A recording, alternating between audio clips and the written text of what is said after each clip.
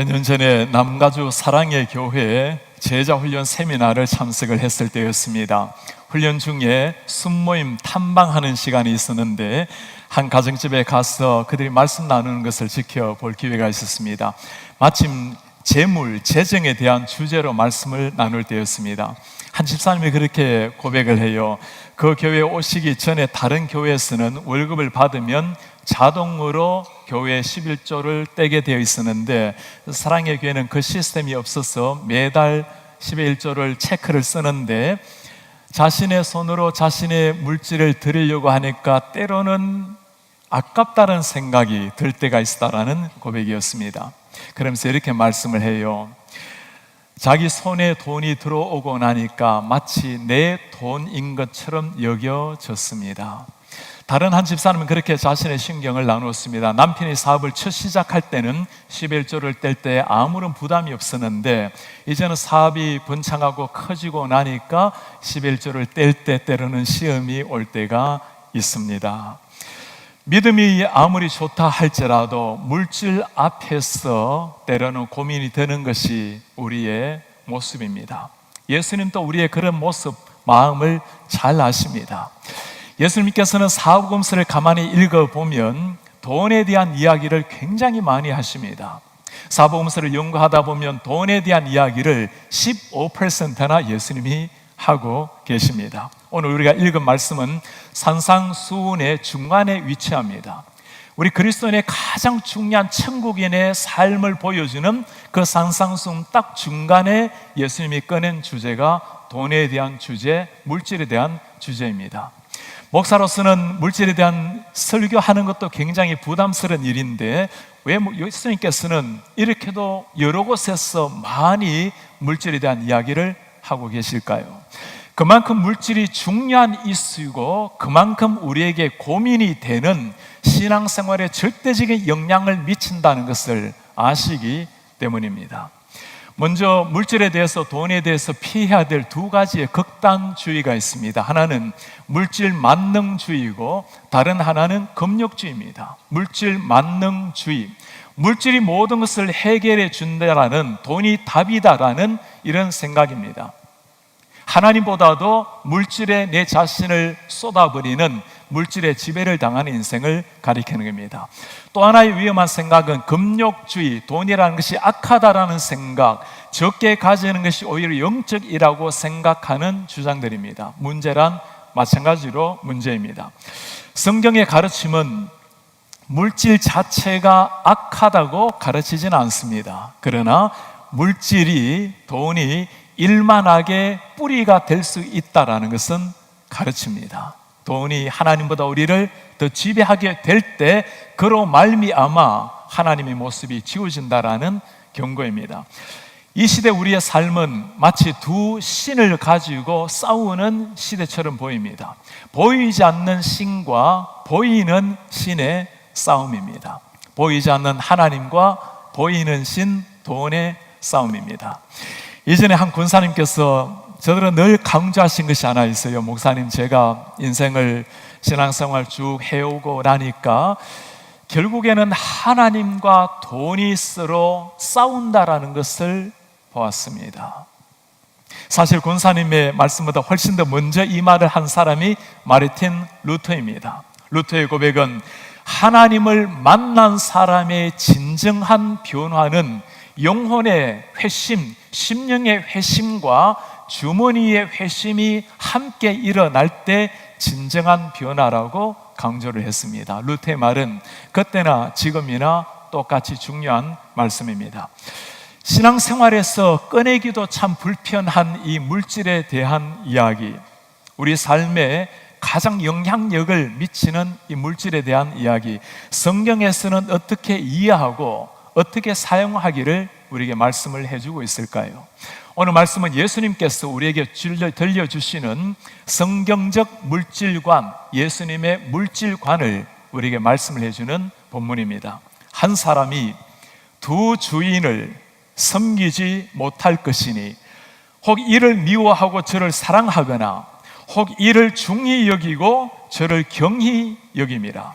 너희가 하나님과 재물을 겸하여 섬기지 못하느니라. 하나님과 재물을 겸하여 섬기지 못하느니라. 이때 재물이라는 말은 헬라어로 마모나스라는 단어를 사용합니다. 아람어가 본래 맘몬이라는 단어에서 온 단어인데, 그래서 우리가 돈에 지배당하는 인생을 두고 돈의 위력을 보고 맘몬신이라고 부르는 이유가 여기에 있습니다. 하나님과 재물을 동시에 섬기지 못한다. 이때 섬기다라는 말은 당시 때 종과 관계되는 단어입니다. 종이라는 헬라어를 둘로스라고 부르는데 딜류에인이라는 동사를 사용을 합니다. 당시 종이라는 것은 완전히 주인에 예속되어 있는 존재, 주인이 사고 파는 존재입니다. 파트타임으로 주인을 섬기는 것이 아니고 일주일 40시간이 아니고 완전히 주인에게 생명이 예속되어 있는 사람이 당시의 종의 삶입니다. 그만큼 돈이 우리를 전 인생 생각을 지배할 수 있는 능력이 있다라고 말씀을 하는 겁니다. 예수님의 재물과는 굉장히 충격적입니다. 하나님을 섬기든 돈을 섬기든 하나님의 완전한 종으로 살아가든 아니면 어쩔 수 없이 돈의 종으로 살아가든지 그 둘 중에 하나라고 주님께서 말씀을 하시는 겁니다. 오늘도 마찬가지죠. 돈의 위력을 모르는 사람이 어디에 있겠습니까? 한 나라의 부강의 척도가 심지어 세상을 지배하는 이런 시대가 된 겁니다. 만몬신이 한 사람뿐만 아니라 사회와 나라를 지배하는 시대라는 것을 우리가 알고 있습니다. 요즘 우리가 더 센터 365를 가지고 계속 말씀을 묵상을 하는데 열왕기하를 가만히 읽어보면 반복적으로 나오는 말씀이 있죠. 다윗의 길을 따라가는 사람, 여로보암의 길을 따라가는 사람. 다윗의 길, 여로보암의 길. 열왕기하를 읽어보면 여로보암의 길을 따라갔다라는 게 20번이나 나오는데 다윗도 여로보암도 하나님의 은혜로 왕이 된 사람입니다. 한 사람은 하나님의 말씀을 따라가면서 하나님을 경외했던 사람이고, 다른 한 사람은 우상을 섬기고 풍요를 가져다 줄 금송아지를 섬겼던 사람입니다. 하나님을 따라갔던 사람과 물질의 풍요를 향해서 금송아지를 따라갔던 사람. 물론 여로보암의 길이라고 하나님이 없다거나 하나님을 대적하는 삶은 아니었습니다. 그들이 생각했던 것은 이 금송아지를 하나님을 대신해서 만든 겁니다. 마치 너희를 애굽에서 인도해낸 이 신을 보라고, 하나님이 없다가 아니라 하나님을 대신하는 자리에 물질 금송아지를 세우고 경배를 한 겁니다. 오늘날 우리의 모습이 어떠합니까? 신앙이 바르게 있다면 이 시대에 금송아지를 세울 사람은 아무도 없습니다. 그러나 금송아지처럼 하나님을 대적해서 살아가지는 않겠지만 금송아지처럼 하나님을 대신하는 것들은 얼마든지 우리에게 다가올 수 있습니다. 가장 강력한 것이 바로 물질이 그 자리를 차지한다는 말씀입니다. 칼빈이 이런 상태를 두고 한 말이 있습니다. 돈이 마음을 지배하고 있는 곳에는 하나님의 권위가 사라진다.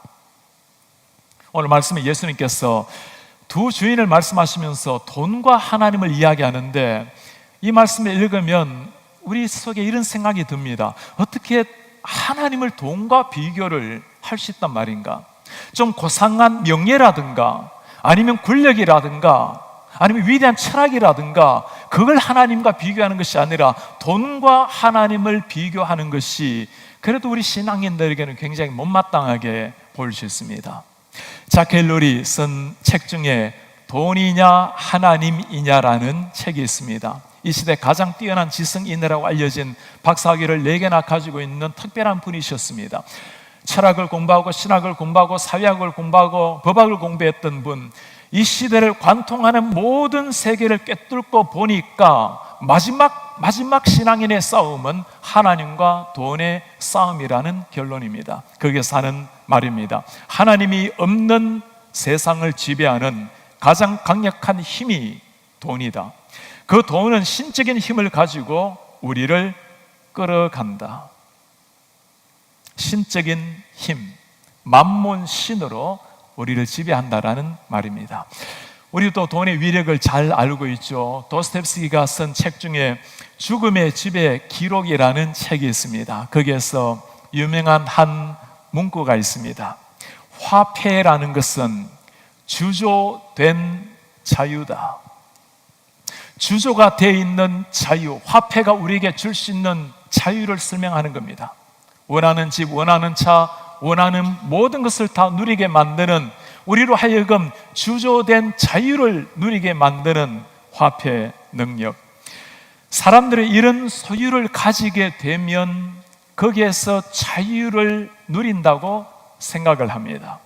심지어 자신의 존재 가치, 자신의 아이덴티티를 거기에서 평가를 받으려고 하는 사람들도 있습니다. 모든 사람에게는 인정 욕구라는 게 있죠. 심지어 가진 것에 따라서 인정 욕구를 결정을 짓는 가장 큰 잣대가 이 시대는 재물이, 물질이 되어버린 시대입니다. 문제는 이것이 신앙인의 영역까지 침범해 와 있다는 겁니다. 마치 주제된 자유를 누리면서 이것이 하나님이 나에게 주시는 자유인 것처럼 착각하면서 살아가는 수많은 사람들이 있다는 겁니다. 이것이 바로 돈이라는 만몬 신이 우리에게 줄 수 있는 강력한 지배력입니다. 이들을 향해서 우리 하나님이 하시는 말씀입니다. 두 주인을 섬길 수 없나니 돈이 일만 악의 뿌리가 됨이라. 오늘날 많은 그리스도인들도 이런 영향권 속에 살아가고 있습니다. 타주에서 한 참 좋은 교회에서 최근에 일어난 분란을 잠시 듣게 되었습니다. 교회의 재정 문제 때문이었습니다. 재정이 부족해서가 아니라 재정이 오히려 넘쳐서 문제가 되었습니다. 오랜 세월 재정을 쌓아놓았는데 성도님들이 그것을 두고 질문을 했습니다. 왜 이렇게 이 귀한 재정을 쓰지 않고 쌓아둡니까? 답변이었습니다. We are saving for rainy days. 우리가 필요할 때, 궁핍할 때 쓰기 위해서 이렇게 저장해 두는 겁니다. 하나님의 영광을 위해서, 이 지역과 세계 열방을 위해서 마음껏 써야 될 그 귀한 헌금을 쌓아두고 있는 사람들. 진정한 교회의 안정감은 쌓아둔 물질에 있는 것이 아닌 겁니다. 여러분 한번 개인적으로 물어보시기를 바랍니다. 나는 신앙생활 하면서 어디에서 안정감을 찾고 무엇으로 심령의 진정한 기쁨을 누리고 있습니까? 원하는 집, 원하는 차, 내 몸을 치장하는 것들, 내 쾌락을 도와주는 것들, 거기에서 내 물질을 사용하고 거기에 재물을 씀으로써 우리의 기쁨을 누린다면 나를 바라보시는 하나님이 어떤 표정을 지으시는지 한번 여러분 생각해 보시기 바랍니다. 주님께서 내가 쓰는 나의 물질을 바라보시고 기뻐하신다면 바르게 하고 계시는 겁니다. 10의 1을 하나님 앞에 드리는 것으로 끝나는 일이 아닙니다. 10의 9에서 진정한 신앙의 고백이 나오는 것이, 그것이 재물을 바라보는 우리의 자세입니다.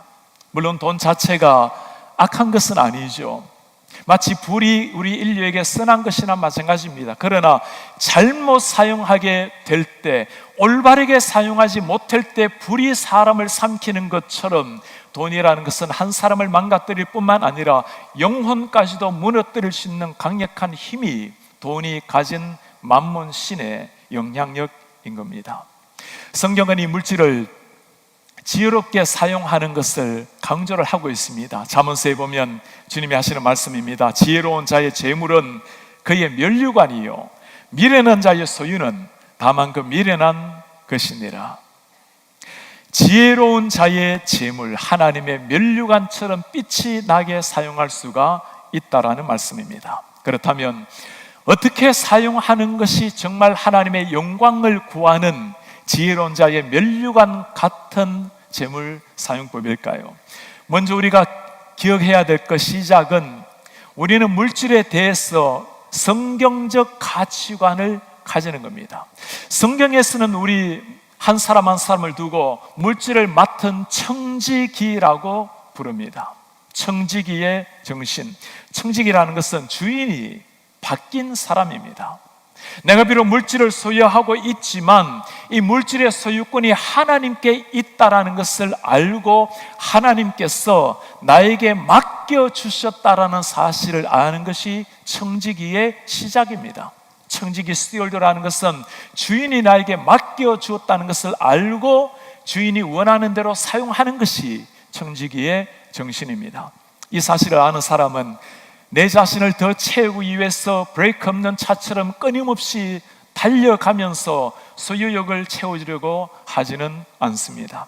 하나님이 나에게 맡겨주신 이 물질 100년 살아가는 날 동안에 땅 위에 살아가면서 주님 앞에 서야 될 때까지 어떻게 하면 하나님이 기뻐하시는 물질을 사용할 수 있는가? 소유욕이 아니라 책임감이 나를 움직이게 되는 겁니다. 그렇다면 내가 정말 청지기로서 물질을 바르게 사용하고 있는가 물어보시려면 딱 질문 한 가지를 하시면 됩니다. 돈에 대한 나의 태도가 이 질문 중에 어느 것인지를 한번 물어보시기를 바랍니다. 내 돈을 하나님께 얼마나 드릴 것인가? 내가 가진 돈, 내가 소유, 내가 주인인 것을 하나님께 얼마나 드릴 것인가? 아니면 하나님의 돈을, 하나님이 맡겨주신 그 돈을 내가 얼마나 관리를 할 것인가?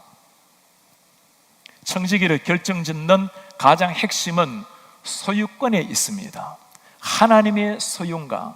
아니면 내 소유인가? 대부분의 사람들은 내가 가진 소유 중에 일부분을 하나님께 드린다고 그렇게 생각을 합니다. 그것이 아닌 겁니다.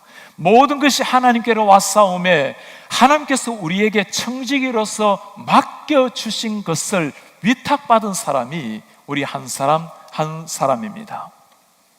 하나님의 영광을 위해서 땅 위에 살아가면서 하나님 앞에 설 때까지 하나님이 맡겨주신 사명을 위해서 어떻게 쓰다가 갈 것인가, 그게 청지기의 고민이 되어야 된다라는 말씀입니다. 그렇다면 예수님을 주인으로 삼은 사람들의 삶은 물질과의 관계에서 어떻게 나타나야 할까요? 오늘 25절부터 34절까지가 쭉 예수님께서 하지 말아야 될 일을 계속 설명하시고 마지막에 그러므로 이렇게 살라라고 한마디를 전해 주십니다.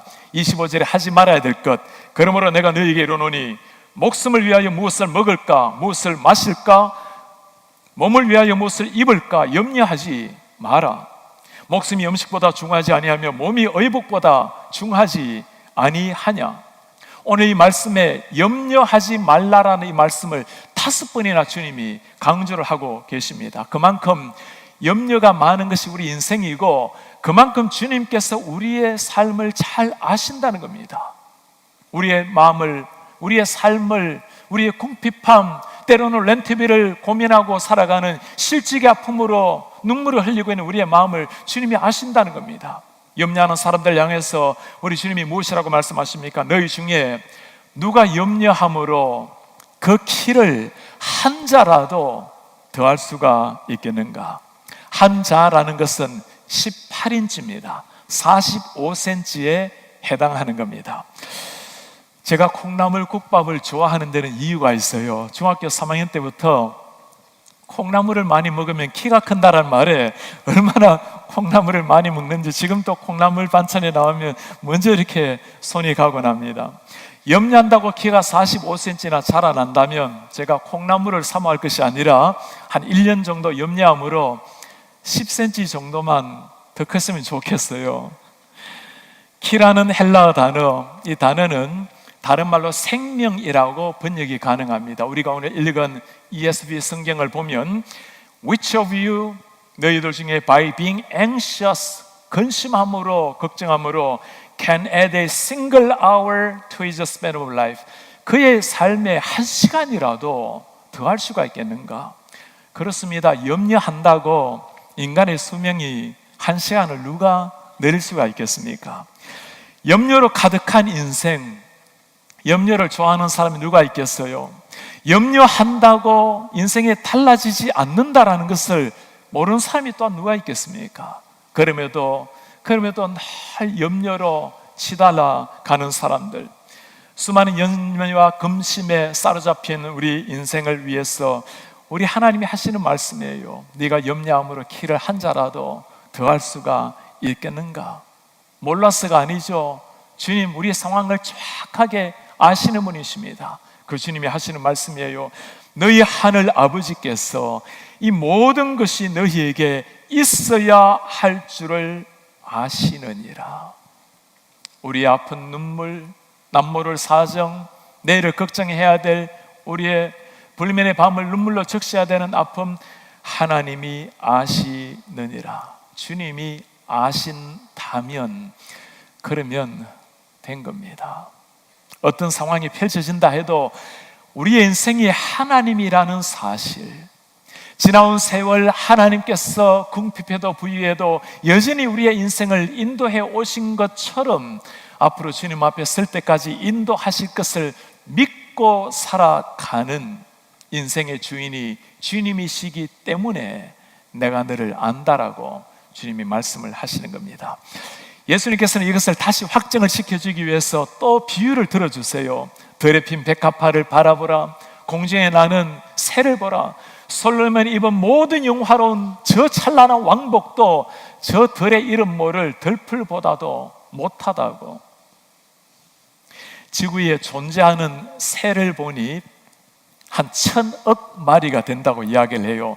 그 수많은 새들이 어떻게 먹이를 찾고 먹고 살고 있는지, 제가 어린 시절에 농촌에서 저희 초가 지붕에 처마에 보면 언제나 봄이 되면 제비들이 날라와요. 처마 나지막하게 제비가 논에 가서 흙을 가져와서 거기에 제비집을 짓습니다. 그러면 좀 지나면 제비가 새끼를 낳아요. 하루 종일 이 제비 아빠 엄마가 하는 일이 그 아이들, 그 새끼들 음식 나르는 일입니다. 그러니 하루 종일 짹짹짹짹 소리예요. 제비가 한 마리 낳는 일은 절대 없습니다. 늘 보면 3마리, 5마리 많이 나와요. 제비 날라오면 모두가 입을 쫙 벌리고 짹짹하면 하나에 딱 벌레를 떨어뜨려주고 또 날아갑니다. 하루 종일 그렇게 100번 이상을 제비 새끼를 위해서 음식을 날라오는 제비들. 가끔 제비 새끼가 잘못하다가 이 제비 집에서 떨어져서 이렇게 죽는 건 본 적이 있지만, 제비 새끼가 굶어서 죽는 경우는 한 번도 본 일이 없습니다. 오늘 주님이 하시는 말씀이에요. 내가 저 공중에 나는 이름 모를 새도 먹이는데 하물며 너희 일까 보냐. 믿음이 작은 자들아. 하물며, 저는 이 하물며란 말이 얼마나 위로가 되는지 모르겠어요. 내가 정말 너희를 알고 있다고. 하나님 우리를 모르시는 게 아니라 내가 너희의 고민, 아픔, 어려움 다 안다는 겁니다. 그럼에도 불구하고 믿음이 적은 자들아, 결국에는 물질 문제를 가지고 주님이 믿음의 문제로 연결해서 말씀을 하고 계세요. 주인이 누구인가? 하나님이 정말 나의 주인이라면, 그분을 믿고 살아가는 사람이라면 내 인생이 어떻게 펼쳐진다 하더라도 하나님께서 하실 일이 있다라는 것을 믿고 나아가는 사람인 겁니다. 하나님이 주인이 된 사람, 염려할 상황이 사라져서가 아닌 겁니다. 하나님이 주인이시고 여전히 내 손을 붙들고 가시기 때문에 하나님을 찬송하며 묵묵하게 나아가는 겁니다. 조지 밀러가 믿음과 염려에 대해서 한 말입니다. 믿음의 시작은 염려의 끝이요, 염려의 시작은 믿음의 끝이다. 염려하면 믿음이 죽고, 믿음을 가지면 염려가 죽는다. 보스턴에서 처음에 유학을 시작을 했을 때였습니다. 한 학기가 끝날 때쯤 되어서 보스턴시에 있는 가장 큰 교회에 청년부 목사로 섬기기로 약속을 하게 되었습니다. 며칠이 지났는데 뉴햄시에 아주 조그만한 교회 목사님께서 찾아오셨어요. 당신의 교회에 영어권의 아이들이 한 4명, 5명이 있는데 목사님 오셔서 우리 영어권의 EM 목사로 좀 섬겨달라는 부탁이었습니다. 목사님, 제가 이미 갈 곳을 정리해 두었기 때문에 죄송합니다. 목사님께서 일어나시면서 부탁을 해요. 목사님, 기도 한번 해봐 주세요. 참 기도할 만한 그런 상황이 아니었습니다. 보스턴은 많이들 다니기 때문에 저는 차가 없었던 시절입니다. 함께 차를 타고 가면 되지만 뉴햄시는 1시간이 더 떨어지는 그곳에 차도 없는 상황이었고, 정말 제 마음속에 기도하기 어려웠던 것 하나는 경제적인 어려움이었습니다. 하나님의 은혜로 장학금을 받고 공무원을 했지만 생활비가 필요했습니다. 학교 화장실을 청소해서 그렇게 생활비를 벌었던 시절이었습니다. 그 조만한 교회에서 무슨 사례비를 기도를 하겠습니까? 그래도 기도 한번 해봐달라는 말씀에 이게 정말 무서운 말이죠. 기도를 하기 시작을 했는데 하나님께서 마음을 주셨어요. 목사님께 전화를 드렸습니다. 목사라고 왜 내일이 염려가 되지 않고 어떻게 내가 앞으로 생활을 해야 될지 왜 염려가 되지 않겠습니까? 왜 하나님께서 이런 제 마음을 또 모르시겠어요? 다음날 새벽이었습니다. 한국에서 전화가 왔어요. 목사님, 기도하다가 목사님이 떠올라서 전화를 드립니다. 매달 500불씩 생활비를 좀 보내고 싶은데 괜찮으시겠어요? 괜찮을 정도가 뭡니까? 집사님께서 그렇게 말씀을 해요. 한 권사님 장례식을 갔는데 참 젊은이들을 위해서 멋지게 살아간, 사람을 키우면서 살아간 권사님의 삶을 보면서 목사님, 내가 무엇을 위해서 살아야 될지를 다시 생각을 하게 되었습니다. 주님이 말씀을 하십니다. 하물며 너희 일까 보냐, 내가 너희를 안다고 말씀을 하십니다. 우리가 해야 될 일, 염려하지 말 것을 주님은 길게 설명을 하셨어요. 그렇다면 우리가 적극적으로 해야 될 일이 무엇인가? 오늘 주님이 하시는 말씀입니다. 그런즉 너희는 먼저 그의 나라와 그의 의를 구하라. 그리하면 이 모든 것을 너희에게 더하시리라. 땅 위에서 살아갈 날 동안에 청지기로서 구해야 될 것을 주님이 말씀을 하고 계십니다. 나에게 맡겨준 재물을 가지고 먼저 그의 나라와 그의 의를 구하라. 하나님의 영광이 나타나도록 너의 모든 삶을 통해서 하나님의 나라가 확장될 수 있는 일을 먼저 추구하라고 말씀을 하시는 겁니다. 10의 1을 주님 앞에 드린 것도 중요하지만 10의 9를 가지고 그때 우리의 신앙이 나타나는 겁니다. 정말 하나님 앞에 그 물질을 통해서 하나님의 영광이 나타나고 우리의 가정 속의 자녀들을 하나님의 사람으로 키워내고 하나님의 거룩한 천국에 오기까지, 그리고 세상 땅끝이 하나님을 알기까지 올바르게 주의 나라와 영광을 위해서, 그의 나라 의를 위해서 적극적으로 사용을 하라고 말씀을 하시는 겁니다. 세상은 이 물질을 가지고 심지어 자신의 힘을 과시하기 위해서 사용하는 사람이 있고, 때로는 그것을 오직 자기 자신을 향해서 사용하는 수많은 사람들이 있습니다. 그러나 하나님 우리에게 주시는 말씀입니다. 하나님의 나라, 하나님의 의를 위하여서 귀하게 사용하라. 그리하면 이 모든 것을 너희에게 내가 더해 주리라. 여전히 우리는 내일을 위해서 염려할 수밖에 없는 존재입니다. 주님이 다시 한번 컨펌을 시켜주세요. 그러므로 내일 일을 위하여 염려하지 마라. 내일 일은 내일이 염려할 것이요 한날의 괴로움은 그 날로 족하니라. 내일 일은 내일이 염려할 것이요, 마치 이렇게 들려오지 않습니까? 내일 일은 내가 책임질 것이요. 그것이 우리 주님의 약속입니다. 우리가 예수님을 모시고 우리의 주님으로 모시고 살아간다면 우리가 언젠가 멀지 않아서 주님 앞에 설 날이 올 것입니다. 그 주님을 만나게 되는 순간 우리의 진짜 주인이 누구인지가 드러나게 될 날이 올 것입니다. 내가 무엇에 관심을 가지고 어디에 집착하면서 매일매일 보내는지가 드러나게 될 것입니다. 정말 주님이 내 모든 삶을 지배하는 나의 주인이요, 내가 그분 앞에 부름받은 신실한 종이요 제자라면 우리는 물질 관계를 통해서 그것을 증명을 해내야 될 사람들입니다. 우리에게 주어진 물질, 우리에게 주어진 하나님께서 주신 각종의 은사들, 우리 하나님께서 우리에게 말씀하신 그 사명, 먼저 그의 나라와 의를 구하라. 그리하면 내가 너희를 알고 있는 내가 너희에게 더하게 하리라. 하나님의 영광을 위해서 땅 위에 살아가는 날 동안에 주님 앞에 설 때까지는 1%도 남김없이 오직 하나님의 영광과 주의 나라와 의를 위해서 쏟다가 우리 하나님 앞에 그날 영광스러운 모습으로 서시는 이런 하나님의 사람들 되시기를 주의 이름으로 축복합니다.